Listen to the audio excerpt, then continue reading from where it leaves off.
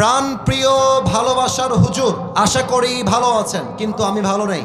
আপনি বলে থাকেন যাকে ভালোবাসো তাকে বিয়ে করো। আমি নাউজুবিল্লাহি মিন যালিক। না, এটা একটা না, এটা একটা মেয়ের পাঠানো চিঠি। হ্যাঁ, না না, এটা এটা এখানে মিডিয়া আছে না ভাইজান, বলেন।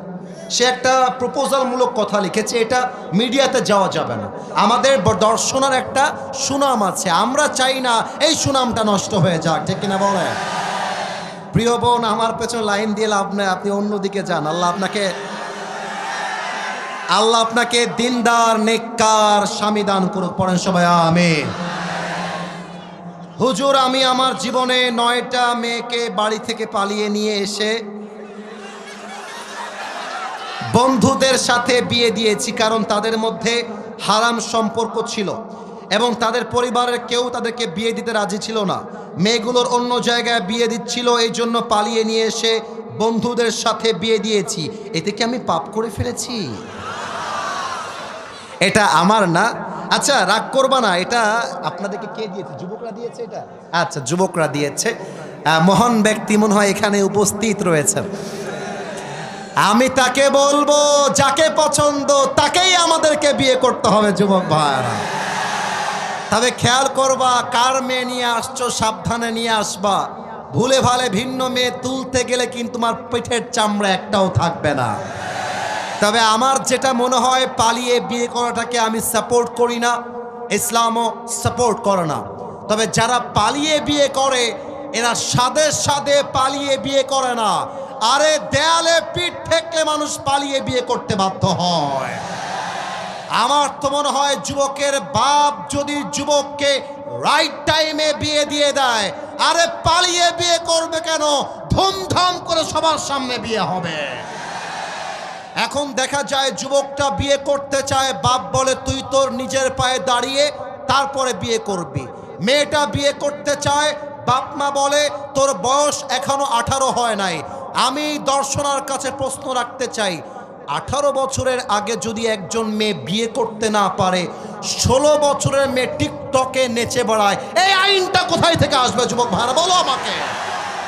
16 বছরের মেয়ে টিকটকে নাচতে পারবে, পার্কে গিয়ে প্রেম করতে পারবে, হোটেলে গিয়ে বয়ফ্রেন্ড নিয়ে নষ্টামি করতে পারবে, হালালভাবে বিয়ে করতে পারবে না। এটা প্রমাণ হয়ে যাচ্ছে। পার্লামেন্ট চলছে আল কোরআন দিয়ে নয়, পার্লামেন্ট চলছে পশ্চিমা আমেরিকার সভ্যতা দিয়ে। যুবক ভাইরা আমার, আল্লাহ যুবকদেরকে হালালভাবে বিয়ে করার তৌফিক দান করে। পড়েন সবাই আমিন। আল্লাহ বলছেন, প্রত্যেকটা উম্মতের জন্য আমি আল্লাহ রাব্বুল আলামিন একটা নির্দিষ্ট সময় সীমা বেঁধে দিয়েছি। সময় যখন চলে আসবে, এক মুহূর্ত আগেও হবে না, এক মুহূর্ত পরেও হবে না। রাইট টাইমে মালাকুল মউতকে পাঠিয়ে দিবে একজন, তিনি কে?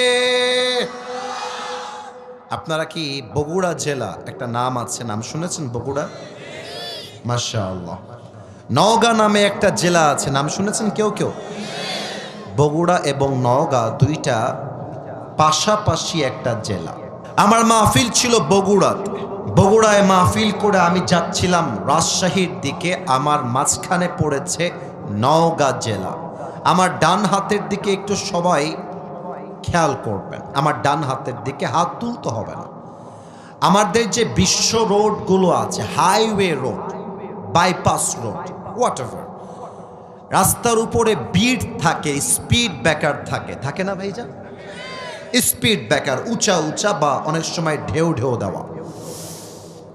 আপনারা খেয়াল করবেন, স্পিড ব্রেকারের কাছে গাড়ি যদি আপনি ব্রেক না করেন, গাড়িটা উল্টায় যেতে পারে স্পিড ব্রেকারে ধাক্কা লাগবে। তো আমাদের ড্রাইভার সাহেব রাত বাজে 1 থেকে 2টা উনি গাড়ি চালাচ্ছিলেন, কিন্তু সামনে যে স্পিড ব্রেকার আছে উনি খেয়াল করেন নাই।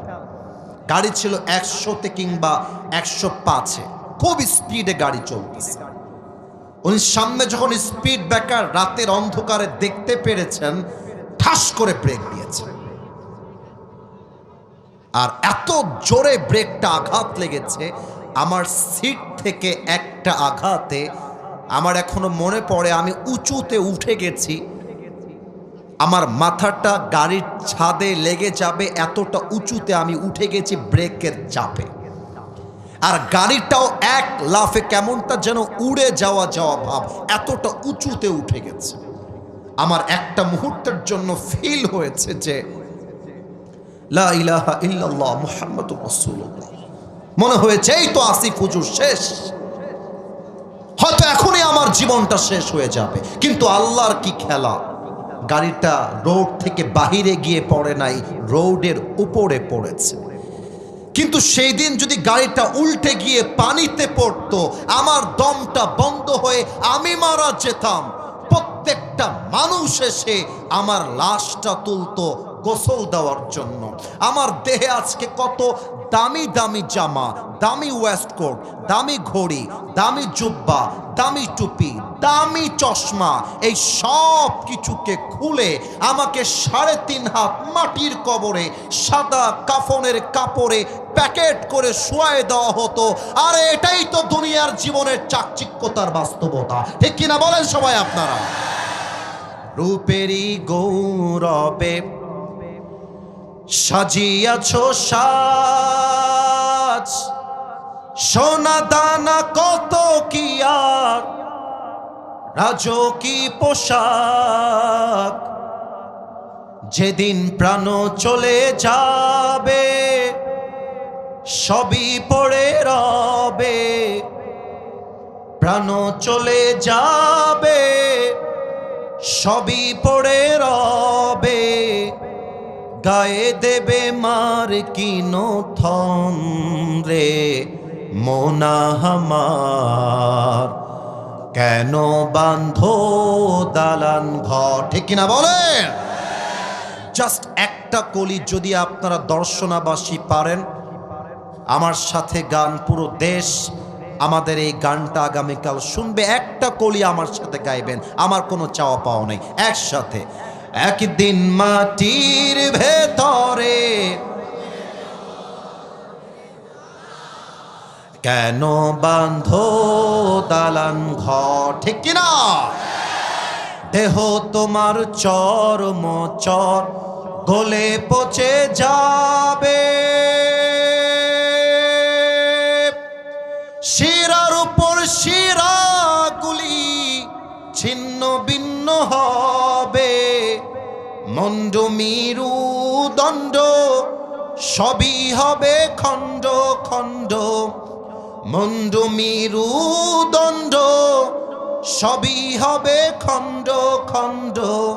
পড়ে রবে মাটির উপরে মোনা আমার, কেন বাঁধো দালান ঘর। একসাথে একদিন মাটির ভেতরে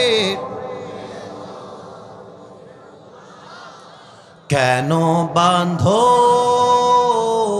দালান ঘর, ঠিক কিনা বলে? আমার আল্লাহ রাব্বুল আলামিন বলেন, ওয়ামাল হায়াতুদ দুনিয়া ইল্লা মাতাউল গুরুর। This life of this world is nothing more than play and entertainment. এই দুনিয়ার জীবনটা একটা চাকচিক্যতা ছাড়া, ধোঁকা ছাড়া আর কিছু হতে পারে না। আজকে হাজারো যুবক আমার মাহফিলে এসেছে। আমার একটা তাবলীগের জামাতের সাথে সম্পর্ক ছিল। আমি মসজিদ থেকে তাবলীগের দাওয়াতের জন্য একদিন বিকালবেলা বের হয়েছিলাম 3 দিনের জন্য। আমার ওই কথাটা এখনো কলিজায় গেঁথে আছে, তাই আমি আয়াতটা তেলাওয়াত করার পরেই মনে পড়ে গেল। আপনারা যারা মাদ্রাসায় পড়েছেন কিংবা স্কুলে পড়েছেন কিংবা যারা মসজিদে তাবলীগ জামাতকে দেখেছেন, দেখবেন আসরের নামাজের পরে সবাই বাহিরে দাওয়াত দেওয়ার জন্য বের হয়। আমি কি কথা ভুল বললাম না ঠিক বললাম ভাইজান? তো আমি তখন এতটা ফেমাস ছিলাম না কিংবা আমাকে কেউ চিনতো না, সত্য কথা। তো আমি যখন দাওয়াত দেওয়ার জন্য রাস্তায় বের হলাম, বিশাল বড় একটা মাঠ, যুবকরা ফুটবল খেলতেছিল।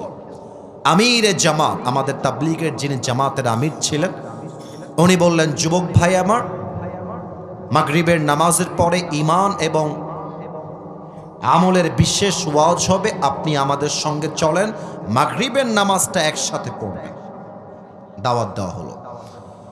প্রথম কথাই সে বলল যে হুজুর আমাকে দাওয়াত দিয়ে লাভ নাই, সামনে যান, রুড হয়ে, খারাপভাবে। তো আমির সাহেব বিনয়ের সাথে বললেন, কেন ভাইজান, আপনাকে নামাজের দাওয়াত দেওয়া যাবে না কেন? তো যুবকটা বলল, ভাই আমার তো এখনো বিয়ে হয় না, আমি তো বয়সে অনেক ছোট, আমার বিয়ে হবে, বাচ্চা হবে, ওই বাচ্চার বাচ্চা হবে, নানা হব, দাদা হব, তখন গিয়ে হজ করে এসে 5 ওয়াক্ত নামাজি হয়ে যাব, আমার নামাজের সময় এখনো আসে নাই। আমি প্রত্যেকটা যুবককে বলতে চাই, তোমার মতো হাজারো যুবক ছিল যারা বলতো কাল থেকে নামাজ পড়বো, কাল থেকে নামাজি হয়ে যাব, ওই কালটা আর আসে নাই, তারা আজই কবরের বাসিন্দা হয়ে গিয়েছে, ঠিক কিনা বলে? আল্লামা ইকবাল রহমতুল্লাহি আলাইহি লিখেছেন, হুয়ে নামওয়ার বেনিশা कैसे कैसे, ये जमी खा गई नौजवा कैसे कैसे, ये जगह जी लगाने की दुनिया नहीं है, ये इबरत की जा है तमाशा नहीं है, तुझे पहले बचपन ने बरसों खिलाया, जवानी ने फिर तुझको मजनू बनाया, अजल तेरा कर देगी बिल्कुल सफाया, मेरे दोस्त ये जगह जी लगाने की दुनिया नहीं है, ये इबरत की जा है तमाशा नहीं है। এই দুনিয়ার জীবনটা চাকচিক্যতার ধোঁকা ছাড়া আর কিছুই হতে পারে না, ঠিক কিনা বলেন সবাই আপনারা?